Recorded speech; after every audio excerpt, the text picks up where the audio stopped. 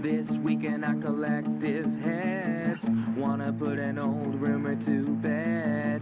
Stereotype that you've all heard, how we're all just angry video game nerds. Most of us have actual jobs, kids and families and cats and dogs, yeah. This week in our collective heads, this week in our collective heads.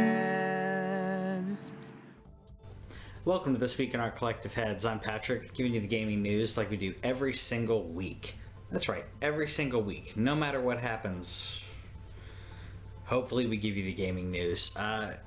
Basically, we want to run down what's important in the week in regards to gaming, tell you what's important, give you some context to understand why it would be important, and why you should be actually listening to me talk for an extended period of time about video games. I'm solo this week, so you get to hear me ramble. I also don't have my videos ready, so I apologize. It's been a crazy weekend, but an awesome weekend. So let's get it started with backwards compatible, which is what we usually start with. Xbox backwards compatible, only one game this week. Major Nelson tweeted out Call of Duty Modern Warfare 3 is backwards compatible, which is great. This actually coincides with the Call of Duty Black Ops 4 saying that they're going to give out Modern Warfare 3, if I'm not mistaken, with pre-orders. So fantastic that that's on there. In addition to that, we got some different news. I'm going to section this off in regards to some release dates, kind of fire off these really quick. Coming first, Warriors Orochi 4, which honestly I didn't play. It's very much like Dynasty Warriors. I didn't play, the previous ones, but Warriors Orochi 4 is going to be released on October 16th. The last one came out in 2012, I believe. Again, I didn't get to play these. It wasn't really a franchise that I dove into, but I'm really glad that it's coming out, and it's actually coming out to the West, which is great. So check that out if you're a fan of the action series, kind of like Dynasty Warriors. You'll probably like this. Also got Overcooked 2 coming out August 7th, which we were discussed when it came to Switch news that Overcooked 2 is coming out on Switch. We just didn't know when that was coming out, so we now know that is coming out on August 7th. Also got Captain Spirit, will be out June 25th. I believe we talked about that already. Wanted to talk about it again though, because that's coming up like now. If you're watching the show or listening to the podcast, it's today, so you can grab that. Again, this is Captain Spirit lines up with the Captain Spirit is a spin-off of the Life is Strange series, so your choices in this are actually going to affect Life is Strange 2 in some ways. We don't know exactly what. Either way, it's a very creative way of storytelling, and this character is really creative in my opinion. Very interesting, something that I haven't seen before in video games, not at this level at least.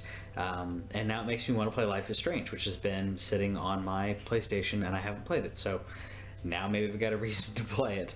Alright, so backing up, let's talk about some actual in-depth news. Pokemon trading is going to happen in Pokemon Go. Basically, there's an official trading that's going to come out alongside a new friend system in Pokemon Go, and I believe what they're doing is they're setting up all of these things within Pokemon Go, because when Pokemon Go, Let's Go Pikachu and Let's Go Eevee come out, they want to make sure they have the back end ready, so that way you can trade in Go or in Let's Go Eevee, Let's Go Pikachu, because those are going to have some type of interaction, and I hope they have interaction one way or another, like syncing back and forth. That'd be really cool. I'm pretty sure that's what they've said, but all I've heard is you transfer to Let's Go Eevee, Let's Go Pikachu. I haven't heard the other way around. Either way, I think they're trying to make sure that they have similar parallel systems on both of the game versions. They want to be able to trade in both, battle in both. Everything should be kind of the same-ish. They don't want people who are playing Pokemon Go to basically feel ripped off and feel like they have to buy a Switch and these Switch games in order to keep up. So I think that's really cool that they're bringing that out, but we don't 100% know all the details on that yet, so we'll keep you up to date on that as it comes out. Also, we found out there's no DLC in Octopath Traveler, which I'm okay with. I mean, if they come out with a really good RPG without DLC, I'm fine with that. I mean, that's how Final Fantasy VI and all the other amazing RPGs that people tout as the best didn't have DLC, so why should this have DLC? I think that's really cool that they basically said it's a complete game. It won't have any DLC because it's already complete. I think that's great.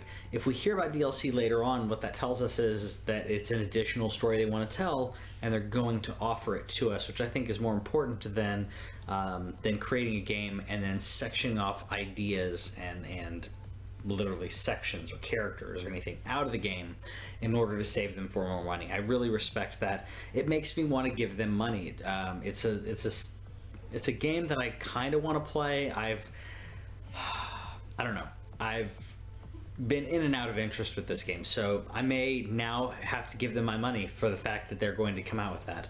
So I think that's really cool. Got some interesting news out of Psyonix, or I'd say interesting. Psyonix has outlined plans for Rocket League's a Rocket League Pass, and where is it?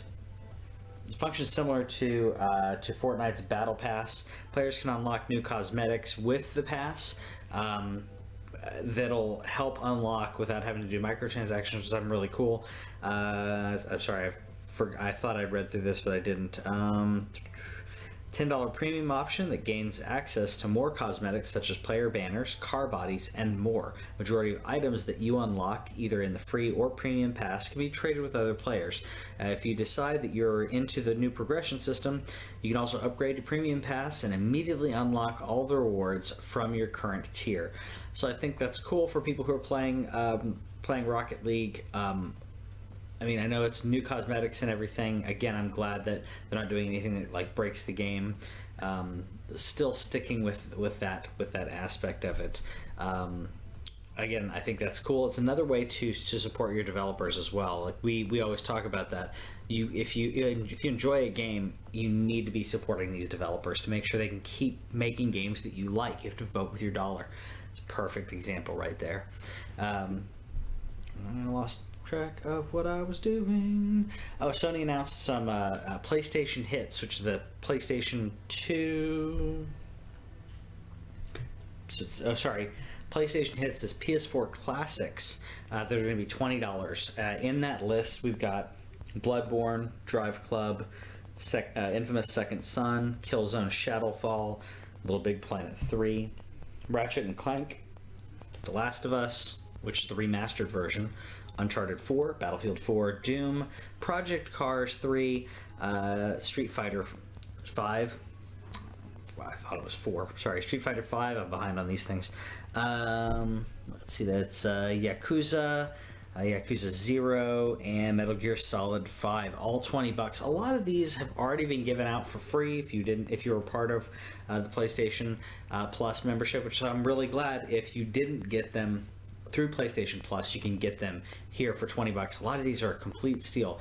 The Last of Us for $20 is a great price. That game is a beautiful story, amazing story, and I highly encourage anyone who has not played it to pick it up and play it. The story is wonderful. The gameplay is really good. I think it may be one of the best games that's come out in a long time. You know we love Bloodborne, and there's a lot of other great games in here as well. But I think it's really great to see these hits coming out for $20. It's a really good price point. So speaking of price points and everything that has nothing to do with anything, Dangerous Driving has been announced. Also, Danger Zone 2. So both from the makers of the Criterion founders, coming out with 2 brand new games, which is great. So this is as close as you're going to actually get to a Burnout game with Dangerous Driving. But Danger Zone is a game where you essentially play and wreck cars, and the more you wreck, the more points you get, but depending on damage, and there's different skill or challenges. So I think it's cool it's getting a sequel. I thought the game was pretty fun. To me, it didn't have that much replayability, so I hope this does. Dangerous Driving, though, is basically going to be Burnout, more of that driving aspect as opposed to just wrecking the cars. So really happy about that. Obviously, they're getting the funding that they wanted, and the people are buying the games they wanted. Again, voting with your wallet. I guess that does work out, doesn't it? As a segue in reverse.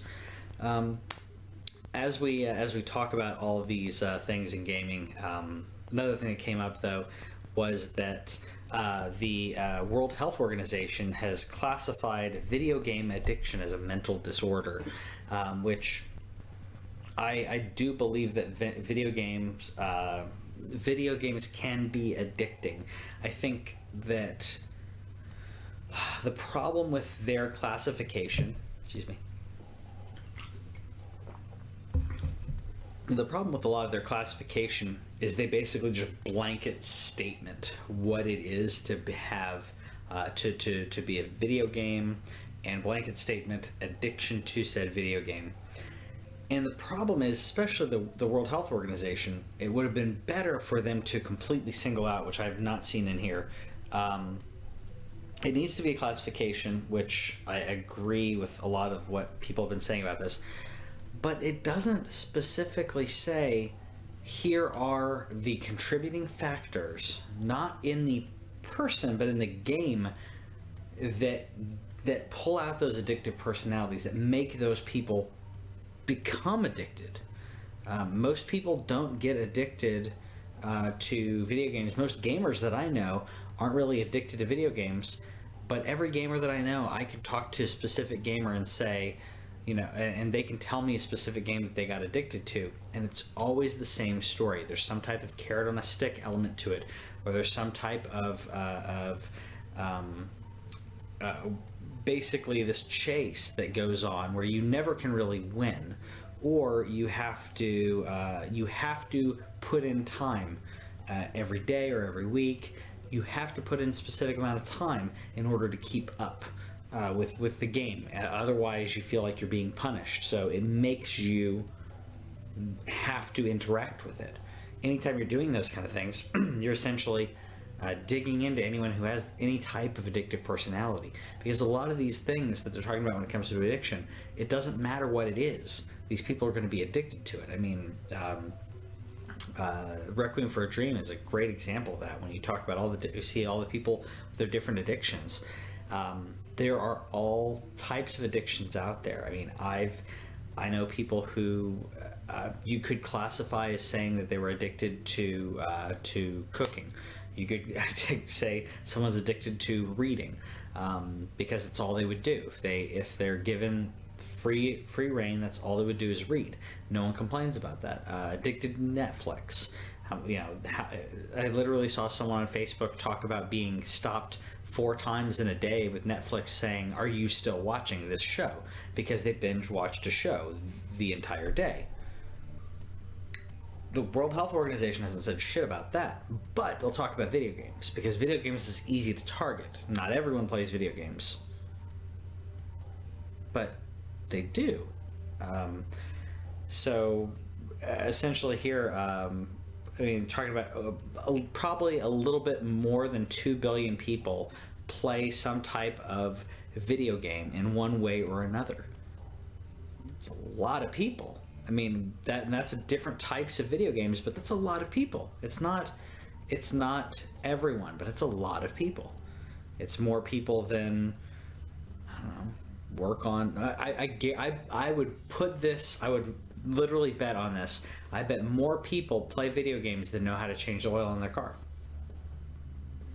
I bet that more people play video games than know the lyrics to the national anthem, America's national anthem. This is a large group of people, and to blanket statement something like this, I think can be a problem.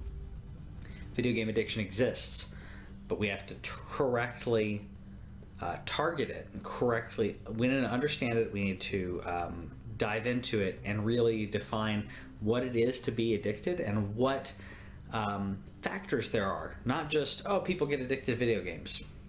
It's not that simple. We all know it's not that simple. Anyways, I will stop ranting about that. Let's talk about something else. Let's talk about some legal issues. Friday the 13th, the video game that I've been playing and some other people played, is not going to get any further content at all. Everything's been put on hold because of legal issues. This has been something that's been going on for quite a while. The creator of Friday the 13th, who created it. He wrote the first movie, created the whole thing. He's the one who gave the license to, or gave the copyright to, the developers to make the Friday the 13th game. He has been in lawsuits in regards to, does he actually own the rights to Friday the 13th? And because of all of that, the game is going to suffer for it, which I think is very, very sad that that's going on, both for the film franchise and the video games. I thought the video game was interesting. I don't think that it has that much sustainability, but it really sucks that this is going to dive into people who are actually enjoying the game.